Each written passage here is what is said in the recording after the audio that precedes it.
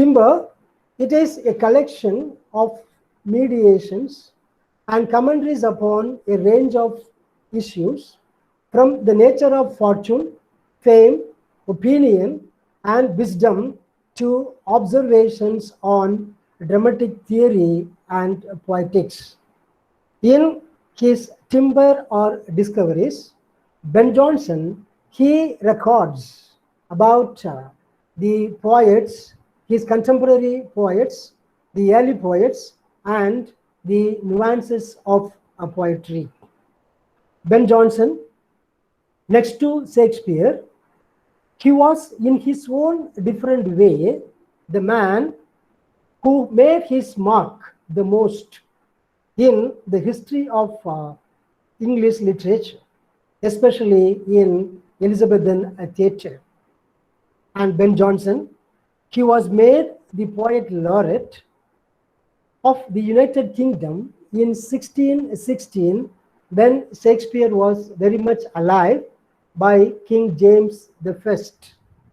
As I discussed, Timber or Discoveries, it was published posthumously for the first time in 1641, and many claim that Timber or Discoveries, it was published between 1640 and 41, but most of the official versions, they claim Timber or Discoveries was published for the first time posthumously 4 years after Johnson's death in the year 1641.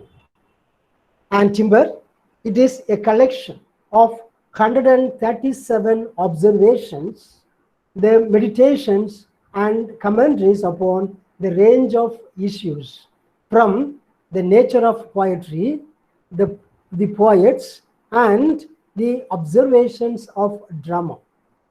As the alternative title, Discovery, discloses, these are the discoveries made by Ben Jonson upon men and matter, drawn from his extensive reading and experiences.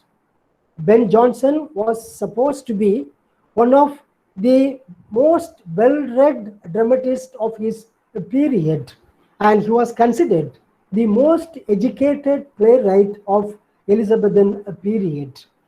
Jonson, in his Timber or Discoveries, he draws heavily on authorities.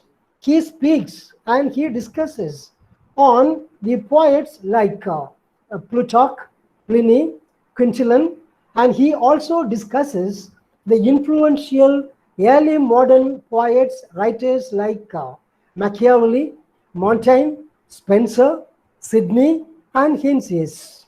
Quite interestingly, he talks quite very often, most infamously, about Shakespeare. Of the 137 observations in this book, Timber or Discoveries, 100 are Jonson's own observations, his own commentary on poetry, poets, and the rest of them, of the about 37 observations are adaptations or translations from Latin. Timber or Discoveries, it is criticized for Ben Jonson's autobiographical attitude, that his personal commentary or his personal touch on much of Jonson's apparent commentary in Timber. Many claim that it is quite misleading. But number one, this extract from the Timber or Discoveries, it talks about Shakespeare. In his critical works, Ben Jonson, he talks about Montaigne, Spencer, Christopher Marlowe, Philip Sidney, Bacon, and of course Shakespeare. And in Ben Jonson's opinion, Sidney is the most acclaimed poet, and he calls Bacon the perfect writer. In Jonson's opinion, Shakespeare is, of course, an honest and open-natured poet, and he accepts that Shakespeare has powerful wit, brave notions, and gentle expressions. He admits Shakespeare, he frames his own rules with his wit and he succeeds. And according to Ben Jonson, Shakespeare has more virtues than vices. The extract, which is taken from the Timber, the present extract, it wrongly criticizes Shakespeare of his usage, of his language, and his semantics. Ben Jonson in 1619, 3 years after Shakespeare's death, he said, I love the man and do honor his memory as much as any dramatist, as much as any poet, as much as any audience, as much as any person. I love Shakespeare. I love the man and I do honor his memory. But in the given passage, he erroneously criticized several plays of Shakespeare, especially Julius Caesar. And it is well known, a fact, that he criticizes Shakespeare because of his envy and resentment of the only poet and playwright he knew to be his superior during this Elizabethan age. It is the fame and the reputation of Shakespeare that makes Ben Jonson jealous about Shakespeare, and therefore, quite personally, he finds fault with Shakespeare's writings. In this given passage, it is rather a line taken from Shakespeare's Julius Caesar, and Ben Jonson, he recalls that he was told by a certain actor of Shakespeare plays that Shakespeare never blotted a line when he wrote. Shakespeare never he never made any corrections over a sentence, and it comes quite spontaneously to Shakespeare, and it is a free flow of thought and free flow of expression. And Ben Jonson, he finds fault with the free flow of thought and free flow of expression of Shakespeare. And his own claimed response was, Ben Jonson's response was that would Shakespeare had blotted 1,000 many times, he fell into those things could not escape laughter. Had he blotted, had Shakespeare corrected some of his sentences, had Shakespeare stopped his free flow of thought or free flow of expression, he would have escaped from 1,000 laughters, 1,000 blemishes. So this was the charge against Shakespeare by Ben Jonson. That, number one, Ben Jonson was told by the actor of Shakespeare that Shakespeare never blotted. And Ben Jonson found fault with Shakespeare's free flow of expression and free flow of thought. And number three, Ben Jonson claimed, had Shakespeare blotted, had Shakespeare corrected his or stopped his free flow of thought and expression, he would have escaped 1,000 blemishes or 1,000 laughter, for which Ben Jonson took an example from Julius Caesar. At Jonson, he wrote, as when he said in the person of Caesar, a character speaking to Caesar, Caesar, thou dost me wrong. And Caesar, according to Ben Jonson, replied, Caesar never did wrong, but with just cause. And Ben Jonson, he found fault with this free flow of thought and expression, and he felt it should have been stopped. Sometimes a poet should have been stopped of his free flow of expression and thought. And Ben Jonson considered this is quite a ridiculous statement by Shakespeare, writing a meaningless statement like Caesar never did wrong, but with just a cause. And Johnson was quoting from his memory.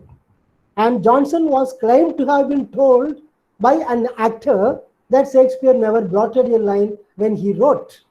And Johnson was quoting from his memory, since the text of Julius Caesar was not available in print form, in quarto, or in folio at that time. And Ben Jonson had no opportunity to check whether the actor was right or whether Ben Jonson's own criticism about Shakespeare was right, without ever making any proper inquiry, without ever making any proper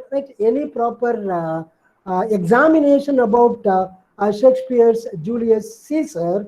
Johnson made this statement, and with no way of checking, he cites lines that he heard in a performance. But the scene in which the scene that Ben Jonson was describing, it occurs just before the conspirators stab Julius Caesar. When Mittelsheimer, he groans on his knees, begging Caesar to lift his brother's banishment. In fact, the original sentence that Shakespeare wrote in Julius Caesar is this: disgusted by this, the base spaniel fawning, Caesar refuses in these words, no, Caesar doth not wrong. That Caesar did not do or did not commit anything wrong by banishing the brother of Metellus, nor without cause. So this is the actual sentence that Shakespeare has written in Julius Caesar. No, Caesar doth not wrong, nor without cause will he be satisfied. This is a reasonable statement with reason, which says Caesar did not commit anything wrong. It had a cause, it had a purpose, and he will be satisfied. In contradiction, Ben Jonson, without ever checking Shakespeare's writings, he called Shakespeare committed a mistake, or he considered Shakespeare committed a blunder by making a meaningful statement saying, Caesar, thou dost me wrong. And Caesar replies, Caesar never did wrong, but with just a cause. And nowhere does Metellus say, thou dost me wrong, as Jonson claims. Therefore, one can find that Ben Jonson's criticism, as we have considered, as we have discussed earlier, it is autobiographical, which is very much personal, which is subjective in nature, and to an extent is also misleading, especially his criticism on Shakespeare. So the Jonson's statement on Shakespeare is personal. It is born out of his personal jealousy, his personal envy. Number 3, Jonson made a statement about Shakespeare without ever checking what Shakespeare has originally written. And therefore, Jonson's criticism of Shakespeare is considered personal and with malice. But Jonson and Shakespeare, they also shared a very decent friendship. And Jonson explains elsewhere in Timber and Discoveries, he rather explains, he is indeed an honest and open and free-natured writer, and he has an excellent fantasy, a brave notions and gentle expressions, wherein he flowed with that facility that sometimes he needed to be stopped. So this is the actual passage that Jonson, he was talking about Shakespeare earlier. Later he said, This should have been stopped to avoid any blemish. And Johnson concludes the passage saying that he has to be praised than to be pardoned. And in another occasion, in his discovery, despite Johnson's professional resentment, professional jealousy, envy, when Shakespeare died, Johnson said he was not of an age, but for all time. Right? Shakespeare was not for a particular age. He was for all ages. That he was for all time. So this is Ben Jonson's estimate on Shakespeare. The second extract that we are about to discuss is Ben Jonson's views on the function of the poet. And Ben Jonson, he is he is the pioneer of neoclassical criticism in English literature. That he is a champion of the rules. He prescribes rules, and he expects every writer to follow the rules and regulations of a poetry, a classical poetry.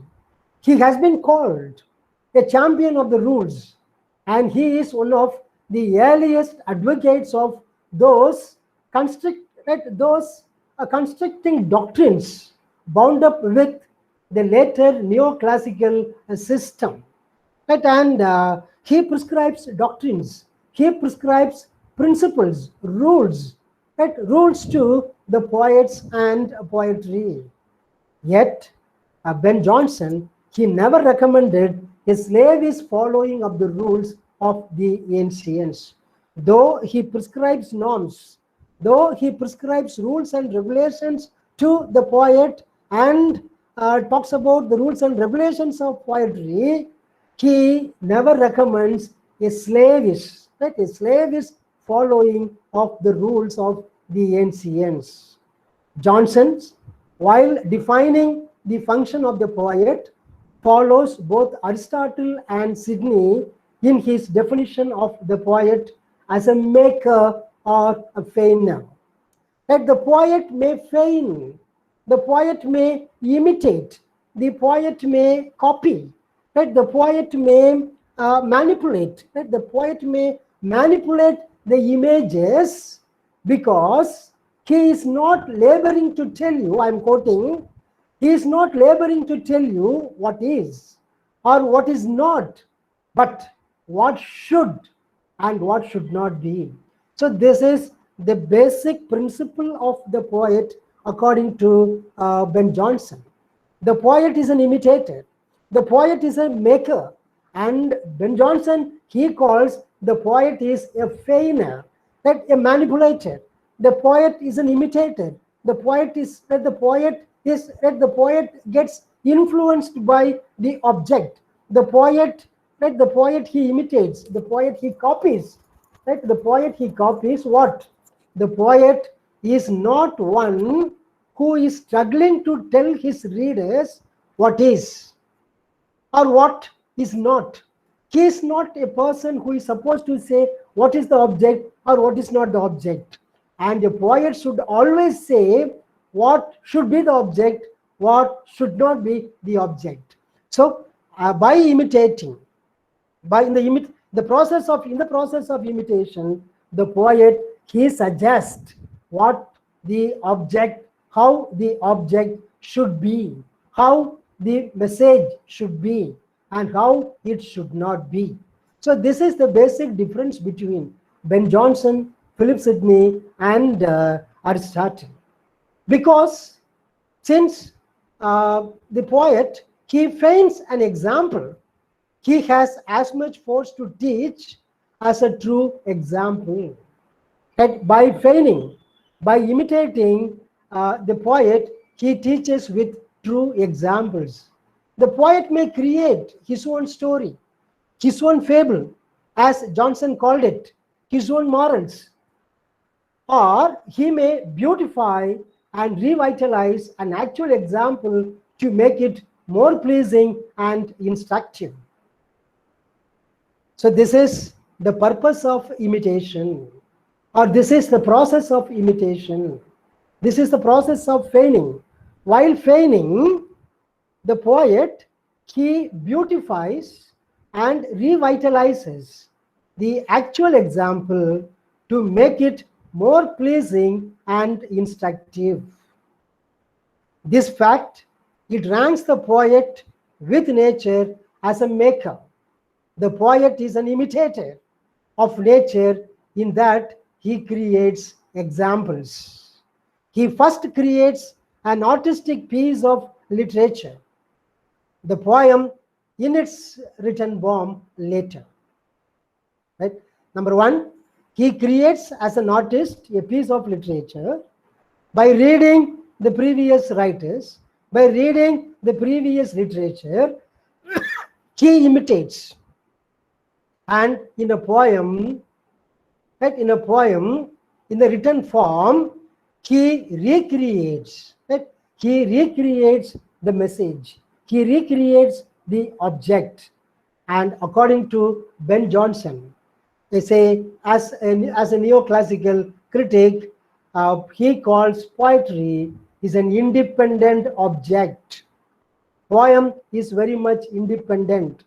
Poetry is objective, free of his personality. Poetry is free from the poet. Right? Poetry and the poet are two different things. So said T.S. Eliot, a neoclassical critic later. And similarly, Ben Jonson, the early neoclassical critic, he calls poetry is an independent object free of his personality.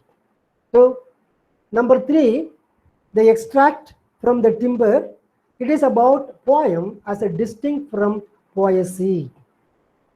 That poem and poesy are two different things. A poem is the work of the poet. Basically, a poem is a product of the poet, the end and the fruit of his labor and study. And Ben Jonson, being the most educated poet, being the most learned person, he always considers poetry is the work of, or the fruition of, is the result of one's labor and learning. And Ben Jonson always claims that poem is an outcome of one's learning, right? One's education, one's learning, or one's knowledge. A poem is the work of the poet, the end, and the fruit of his labor and study, the fruit of his labor and learning. And poesy, number two, on the other hand, is his skill or craftsmanship of making that poem. So this is the basic difference. A poem is the work of the poet. It is the fruition or the labor of his learning. Whereas poesy is the skill or the craft of making, the very fiction itself, the reason or form of the work. So what is the difference between a poem and a poesy? Poem is the work. Poesy is the skill. Basically, they differ as the thing done, the doing, and the doer. The poem is the thing done. That it has been, the subject is done. The subject is elaborated. The subject is discussed. The matter is delivered. The matter is delivered. Right? It is rather discussed. That it is deliberated upon. And that is the thing done. And what is the doing? It is the skill, right? It is the craftsmanship. And who is the doer? The poet. And therefore, Ben Jonson, he distinguishes poem from poesy and poesy from the poet. He considers the thing done is poem, doing is poesy, and the doer is the poet. In other words, the thing done is feigned. The thing which has been doing is feigning, and the doer is the feigner. and poesy is the habit or the art rather than the queen of arts, which had its own origin from heaven. Poesy, it has its origin from heaven, as I discussed. Poets like kings are born, and he considers the matter, it comes from heaven. The skill, it is heavenly, it is very much divine, and poesy is divine and heavenly. The poet, he imitates, and through the disciplines of grammar, like logic, the discourse, the language, the rhetoric, the ethics, the moral lessons, the more contemporary beliefs, the poet, he adds things worthy of reception by the readers. So this is the alchemy. This is the alchemy of the art. This is the changeling. This is how it has been changed. Right? The matter has been changed to perfection. The matter has been rendered into perfection. The thing done by the doer, right, by the doer with the help of the various disciplines like the various components of grammar, various components of languages, logics, rhetorics, and ethics, morals, they make the poem worthy of reception by the readers. And to conclude, Ben Jonson, he prescribes 5 requirements for a poet, right? And in the order, number 1, ingenium, in English called wit. Number 2, exercitation. In English it is called exercise. Number 3, imitation.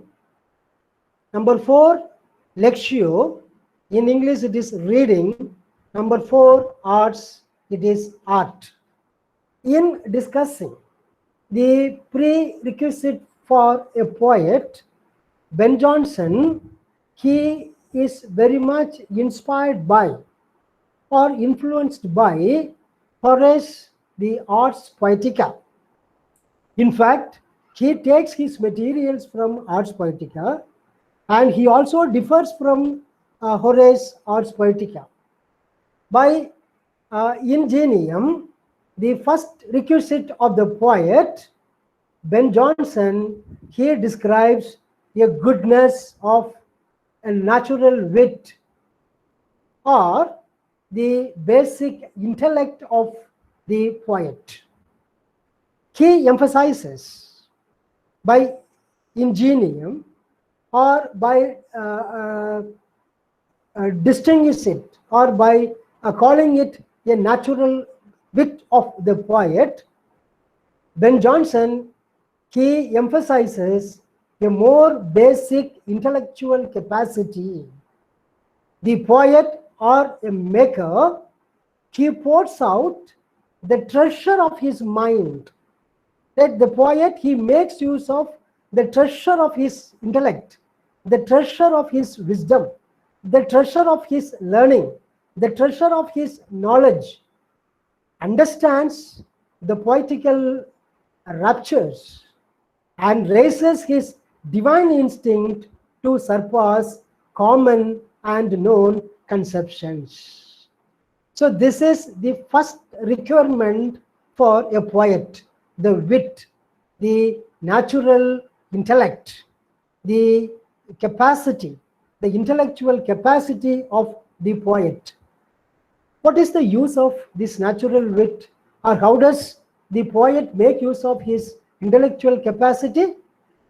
By or with the help of his intellectual capacity, the poet, he understands the poetical rapture, and above all, he raises his understanding into or his divine instinct and he surpasses the common and known conceptions of the object.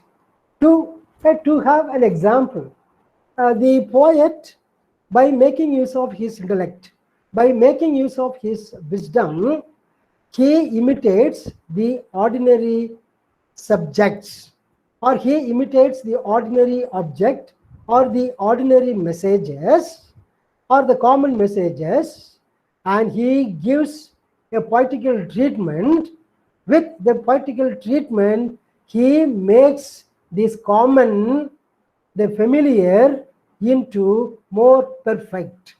The familiar objects or the familiar messages into more perfect image, more perfect messages. So this is the first prerequisite for a poet or of a poet, the wit or the ingenuity. Number two, it is the exercitation, that is the exercise.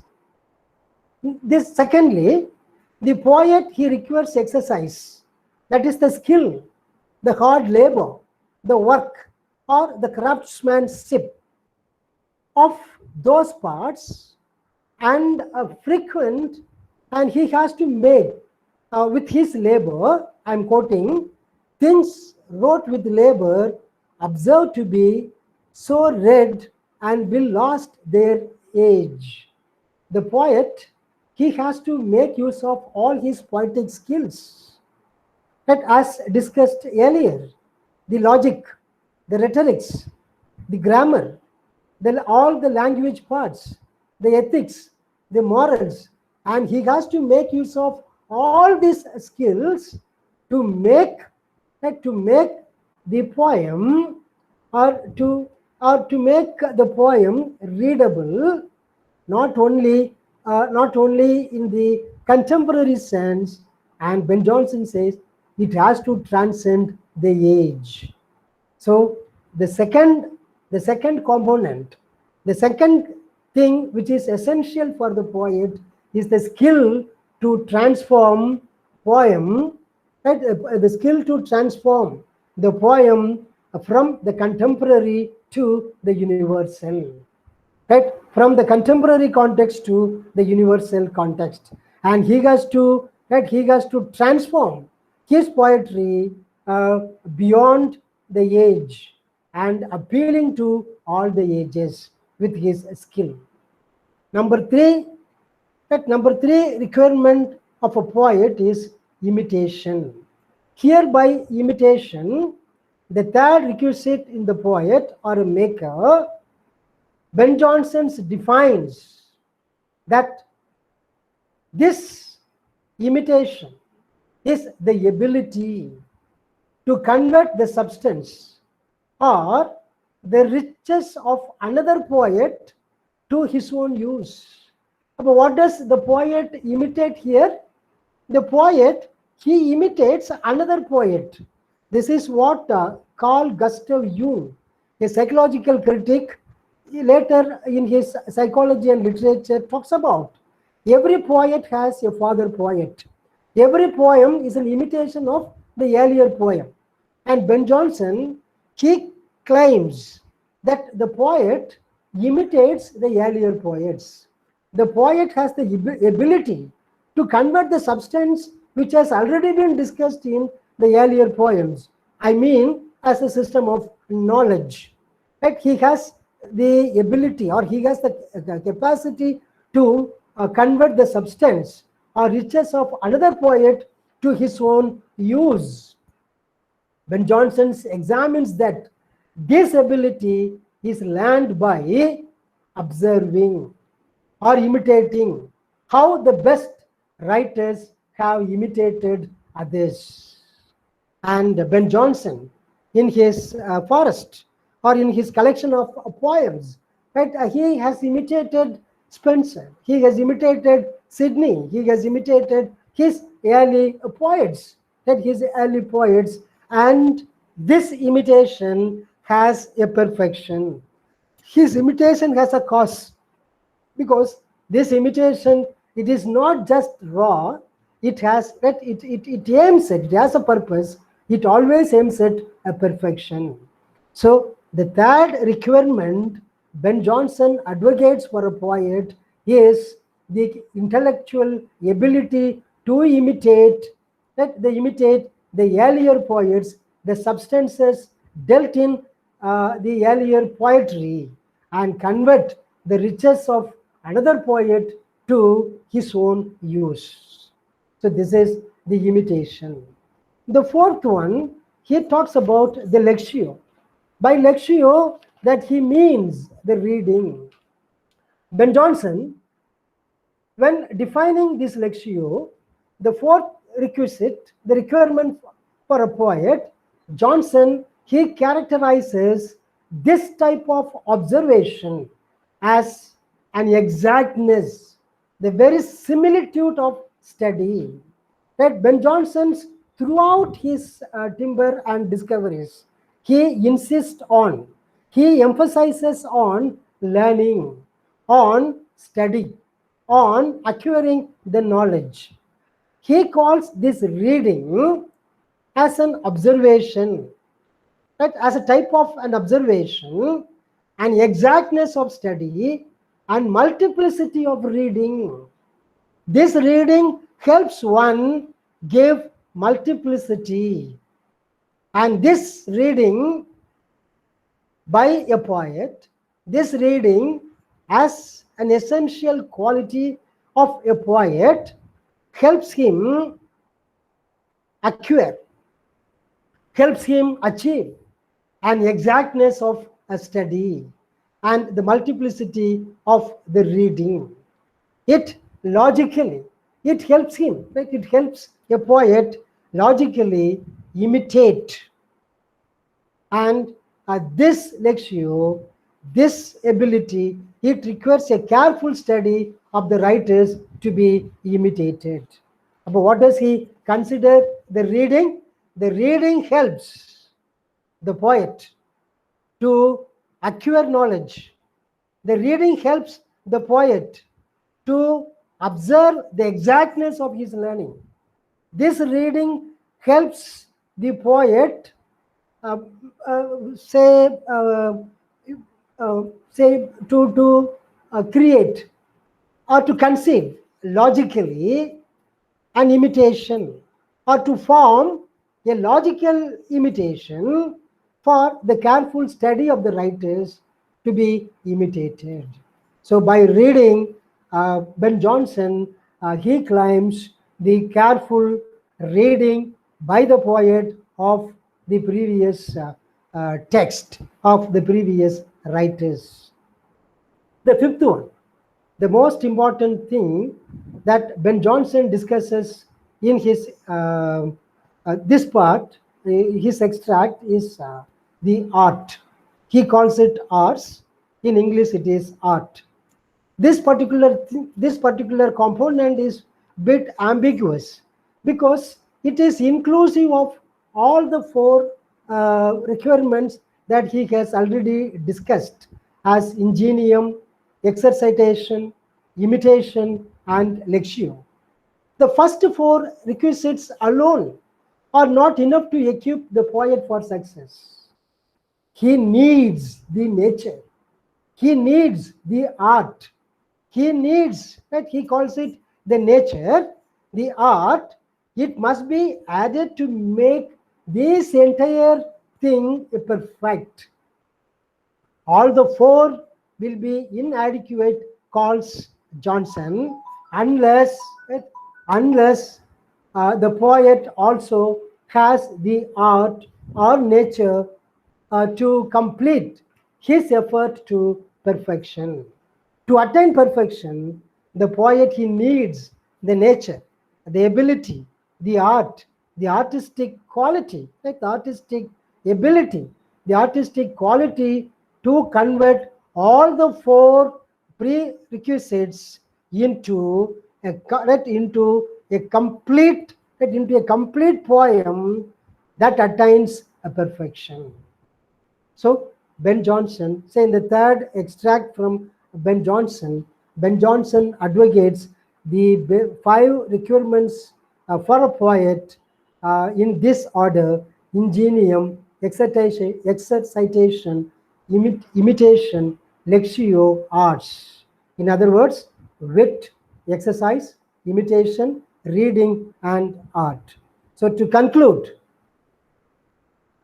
this extract from Ben Jonson's Timber and Discoveries It talks about men and matters. The first extract, it is on Shakespeare, in which uh, we discuss, Ben Jonson discussed a line from Julius Caesar quite wrongly, exhibiting his personal malice and, of course, his personal admiration for Shakespeare, his secret, his secret malice and his open love for Shakespeare. The second extract, he talks about the function of the poet, where he imitates Sir Philip Sidney and Aristotle's Poetics, and Philip Sidney's Apology for Poetry. He further calls the poet the maker, the creator, and he also calls the poet a feigner.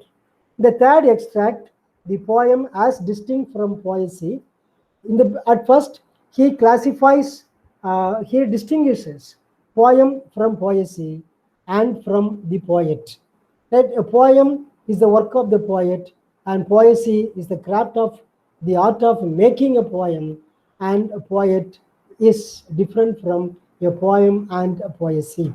As a neoclassical poet, Ben Jonson, he calls a poem is an independent object and it is free of the personality of the poet. And finally, he talks about the basic 5 requirements for a poet: wit, exercise, imitation, reading, and art. Thank you. Thank you very much.